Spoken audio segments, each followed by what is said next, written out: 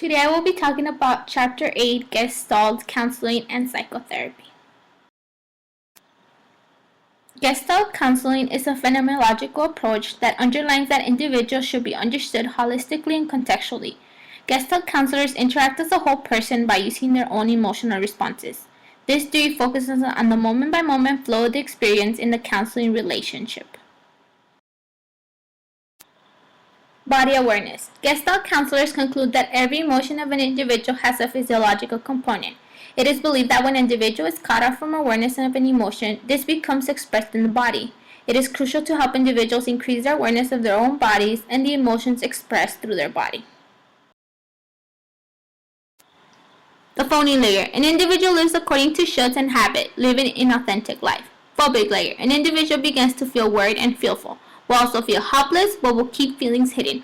Impasse layer. An individual begins to feel stuck, not knowing which way to go, begins to seek help in someone who says the right answer. Implosive layer. The phony layer collapses. The individual feels empty inside, which makes him or her open to present awareness and experiences. The last layer, explosive layer. The individual lets go of old pretenses of new energy for authentic action. Therapeutic relationship. The counselor persuades the client to consider the tightness in their breathing, the emotion of feelings that arise as they open up, as they share what is on their mind. The person of the counselor is the primary role for change in Gestalt counseling.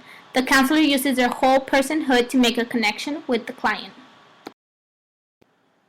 The counselor's role is also to engage the client fully, openly, willing to explore love, anger, humor, and sensuality through dialogic engagement. Inclusion is considered to be the highest form of confirmation, meaning that the individual feels into the other's worldview while still maintaining clear sense of self.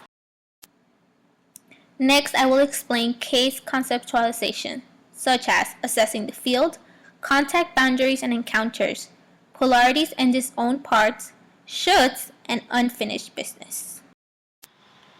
Assessing the field. The counselors use field theory as a primary tool. This can be utilized to a variety of counseling phenomena, such as the counseling as a whole, the relationship, and how clients view the situations. In each case, the counselor is part of the field, meaning that he or she is affected by what is observed. Assessing the field. Counselors use field theory as a primary tool. This can be utilized to a variety of counseling phenomena, such as the counseling as a whole, the relationship, and how clients view their situations. In each case, the counselor is part of the field, meaning that she and he can affect what is observed, and even by asking the clients questions about a situation. In Gestalt boundary disturbances, there are 5 steps: introjection, projection, retroflexion, deflection, and confluence.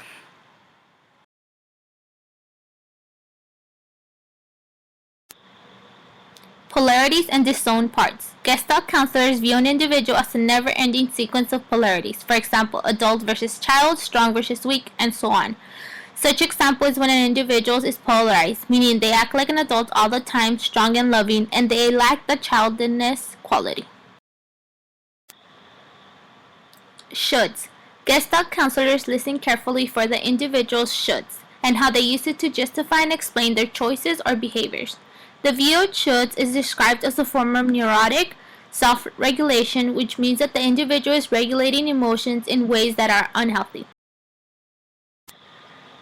Unfinished business. Unfinished business refers to an incomplete expressed feeling, which mostly for individuals takes form of resentment. Treatment plan. The initial and working phase are considered the early and middle phase goals in Gestalt counseling. These phases address the blockages to experiencing this integrated sense of self and generally addresses the presenting symptoms more directly. For example, increased awareness of anger that fuels depression. Closing phase. In the closing phase, client goals address and focus on the long-term issues of organismic self-regulation, making contact with what is, and integrating polarities. The empty chair technique. The Gestalt empty chair technique consists in the client expressing their full feelings to an empty chair, and then switching chairs and respond from the empty chair, having a conversation with themselves. Next, research and the evidence base. In this theory, little systematic research has been concluded. The only research that has been conducted is on the effectiveness of the empty chair technique.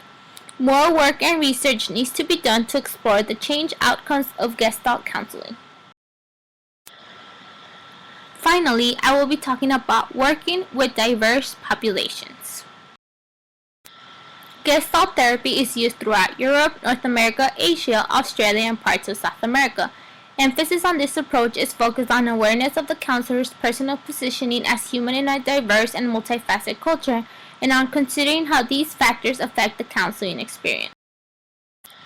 Sexual identity diversity. Gestalt counselors use this approach with sexual minority individuals, particularly gay men. This is effective because it works from within the client's lived reality and unapologetically encourages clients to be authentic. Many find it an excellent approach for working with sexual minorities. Thank you for listening.